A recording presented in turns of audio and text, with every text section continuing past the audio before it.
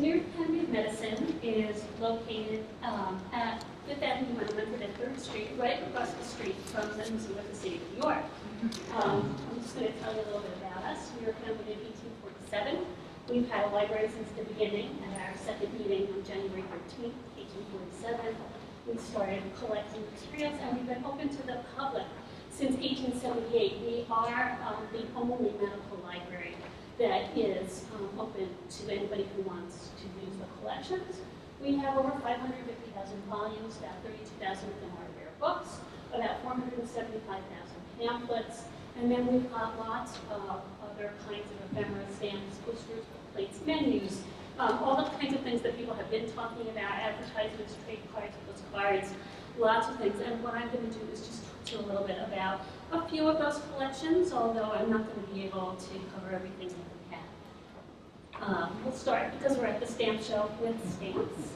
We have 3 stamp collections. The first one is the Abram Joseph Abelard collection, which is a set of binders. So Abelard was interested in cancer, he was interested in malaria, he was interested in blood and leprosy. So here are, this is a one of the pages from his album that shows a first day cover of a stamp for the honoring Marie Curie. And then here are 2 stamps, pages from the album that honor George Papanicolaou, who was, of course, the person who created the PAP test for diagnosing cervical cancer. Abelard was very fond of annotating his album pages so that you would get all the information about the figures who were depicted. He also put together a whole album based on the World Health Organization's campaign against malaria, and so these are pages, 3 pages from the album with stamps from different locations. Another stamp collector was Peter Denker.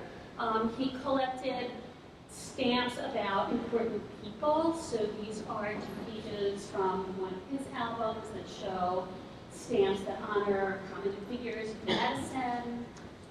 And then here's another page, so these are, so you can't see them very well, but these, again, these are stamps for different campaigns.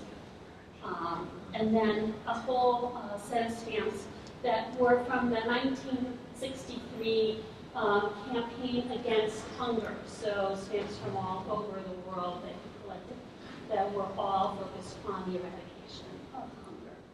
And the last stamp collection we have is the Norman Simon collection. Norman Simon was a radiologist at Mount Sinai, very interested in atomic energy and in radiology.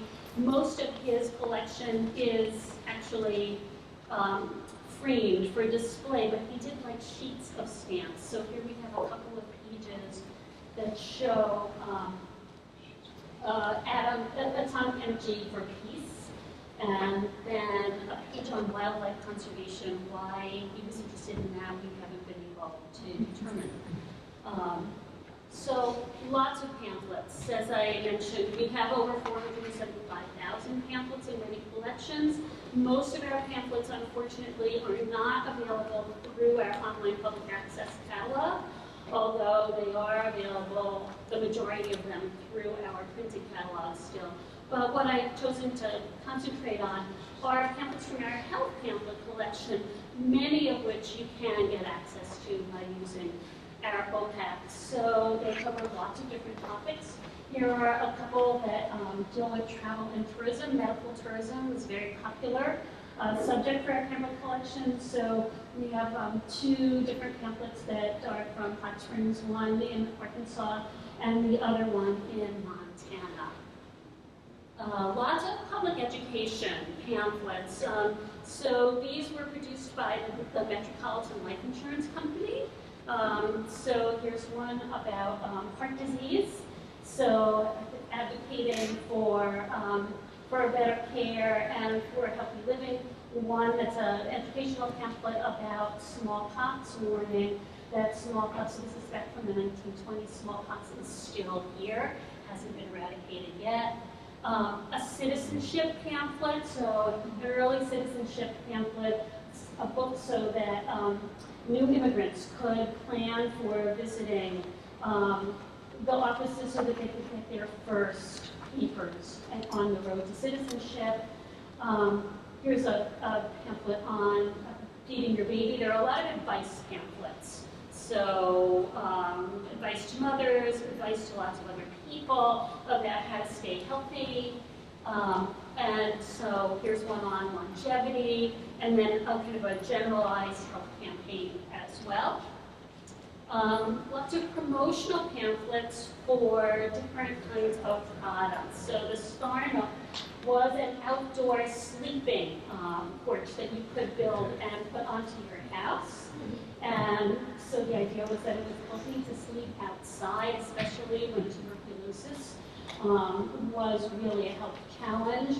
And then we have, here this is the standard manufacturing company on evolution of bathroom fixtures. So all kinds of images of what a modern bathroom should look like, what old bathrooms look like, and fixtures, so advertisements for fixtures. So lots also that's promotional for children. Here's one of my favorites, the Child Health Alphabet, which is an abecedarium, of course, every letter of the alphabet. Has a different little rhyme and illustration for a way to live your life in a healthy way. And these same kinds of pamphlets were also produced as promotionals for all different kinds of food products. So here we have a little gingerbread man story that was produced by the Royal Baking Powder Company. And then Planters produced this little Peanut Pal story. So there's Mr. Peanut with his little tiny peanut pal, and they go on a whole series of adventures. We have many other cookery-related pamphlets. These are mostly part of our Margaret Barclay Wilson collection, although they are scattered in other collections as well. So here we have a couple of promotional pamphlets for different products, Baker's Coconut, Junket, Welch's Grape Juice, and of course we can learn all kinds of things from these pamphlets about trends in cookery. You can see new products being introduced to the American marketplace. We see changes in the way in which these kinds of pamphlets are produced. So they tell us a lot about advertising history, business history, our menus. Like everybody else, we have a collection of menus. So those in our collection come, almost all of them, from the Margaret Barclay Wilson collection. Margaret Barclay Wilson was on the faculty at Hunter College. She was a nutritionist and was one of the founders of the home economics department there. She collected all kinds of cookery materials. About half of what she collected was actual cookbooks, and the rest of it was ephemeral materials, so menus and advertisements and pamphlets and all kinds of other related cookery materials. So here we have Jack Dempsey's restaurant and then a couple of other restaurant menus from her collection. We too collect posters, so here are a couple of our AIDS posters. We don't continue now to collect posters in the way that we did before, but we were at the beginning collecting AIDS posters pretty broadly. Most of the posters in our collection are more kind of public health education posters that were produced by organizations. So here are some that were from the National Tuberculosis Association that were meant to be put up in public places. We have subway posters. We've got posters that were produced to educate people about venereal disease, about other health issues. And postcards, one of our newest collections is a collection that we got several months ago, the Robert Matz Postcard Collection. And we are in the process right now of describing this collection. One of the great things about it is that it contains New York City institutions, New York State institutions, also some hospitals from around the country. But it's not only kinds of big institutions or hospitals that you might expect to see on postcards, but lots of little private sanitaria. And there are both outdoor scenes and indoor scenes. Some of them show patients, some of them show the staff. So in the lower right-hand corner here, you can see an operating room scene with a patient on a gurney surrounded by the staff. Of course, we would never take those kinds of pictures and sell them as postcards now. Some of them commemorate important events in New York City history. So on the bottom left there, you can see that that's it's Lincoln Hospital, which is where all the injured people were taken after the General Slocum, the ship sank. So they were all taken to Lincoln Hospital. And of course, many of them are blank on the backside, but some of them are, in fact, postcards that were sent to people, and sometimes you can see the messages. This collection is, as I said, still in the process of being described, and we will be hopefully putting up a finding aid to all of the postcards as soon as we reach the point where everything is described. And then we're hoping at some point to be able to digitize them and get them up on our website. We have actually a really wonderful small collection of book plates. And they came from two different sources. There was a librarian at the New York Academy of Medicine named Frank Place, who worked during the first half of this 20th century. And he was a book plate collector himself. He sent book plates from the Academy around to other institutions and asked them to send book plates back to him. He also sent requests to many individuals asking for their book plates. He was particularly fond of book plates that belonged to physicians. So you can see, of course, physician book plates tend to have imagery that is very much connected to the author's the books, or they quote from important people in the history of medicine. So the Library for the Faculty of Medicine at the University of Western Ontario has a quotation from Sir William Osler. So it talks about how to study medicine without books. It just doesn't make any sense. Down in the lower right-hand corner is a book plate from Henry Palouse de Forest, and our other book plate collection was a gift collection that was given to him. De Forest was very fond of book plates himself, and he had several made for himself over the course of his lifetime. This one, which is one of my favorites, was one that he sent around and gave to people so that they could put into their own books. And it's an admonishing book plate, so telling people who borrow books that they should take good care of them, that they should treat them well, they should make sure to give them back, or they'll be labeled as biblioclasts or bibliosnitches. So he's very annoyed when people return his books damaged or fail to return them at all. We do have some digital collections of our ephemera, and this is the front page to the entry point for getting into those collections. So when you go to our library page and you go to the collections page, you would find this. So you can see we've got a collection of milk ephemera. We actually have some streaming video. We digitized about 40 hours of radio broadcasts that the Academy sponsored in the 1940s and 50s and 60s, lectures for the laity and also for doctors only.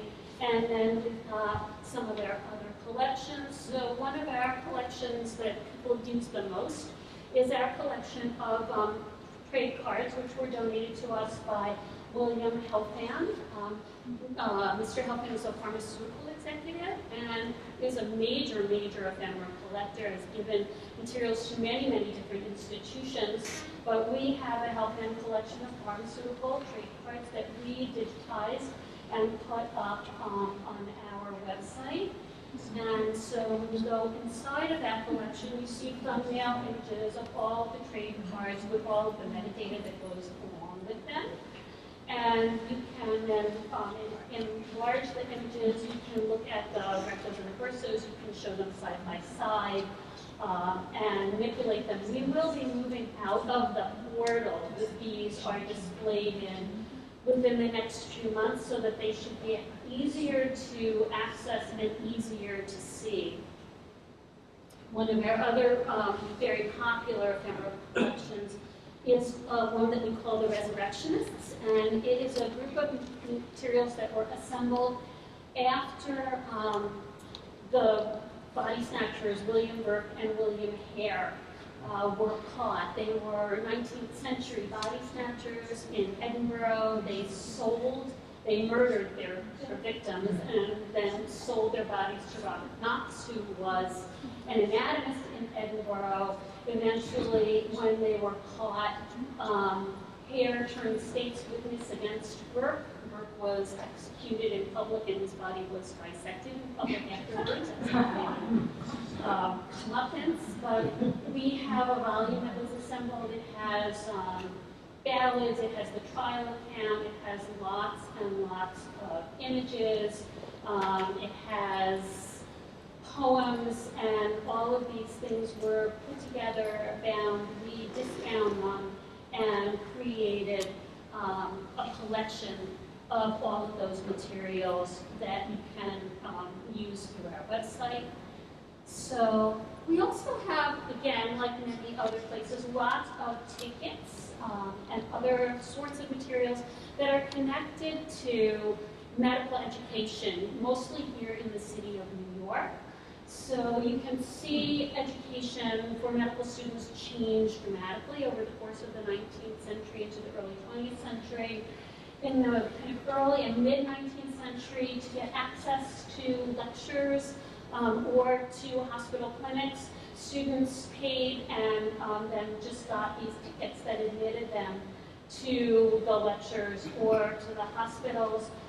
They are a wonderful reflection of the ways in which these different institutions thought of themselves, lots of different printing styles, and then they tell us a lot about, what kinds of classes people were taking, and these are connected to lots of other materials in our collection about medical education, including circulars and announcements and valedictory addresses, medical student notebooks. So they're just one piece of that. We have a collection of what are called lucky safety cards. These were little cards that ended up in 1953 being distributed through the newspapers. They were a collaboration between the Hearst Corporation and King's Syndicates. There were 48 of them. Every one of them features a comic book character that would have been well known to people. They also, you can see they all have serial numbers. They were lottery tickets. So every week they announced lottery winners, and there were cash prizes for having the correct ticket. But all of them give little safety lessons, and we were given a partially complete collection of these a couple of years ago, and we've been trying to assemble the rest of them. And then one of my favorite parts of the collection is these kinds of trade advertisements that were meant to look like the product that they are selling. So here is Dr. Warner's Arlene corset from the 1890s, so shaped like a little corset, and then all the information is on the inside. We have a number of these kinds of advertisements that actually are meant to look like the item that they're selling. So please come and visit us. We too are open by appointment only Tuesdays through Fridays from 10 in the morning until 5 in the evening, although we stay open later on Wednesdays if we have readers. There's my contact information. You can follow us on Facebook, on Twitter, on Instagram. We have a blog, Books, Health, and History, where you can read about our collections. We too often post about ephemeral materials from the collections. We try to post about all kinds of different materials that we have in the collections. And so we hope that we will see you, that you'll come and visit. Thanks.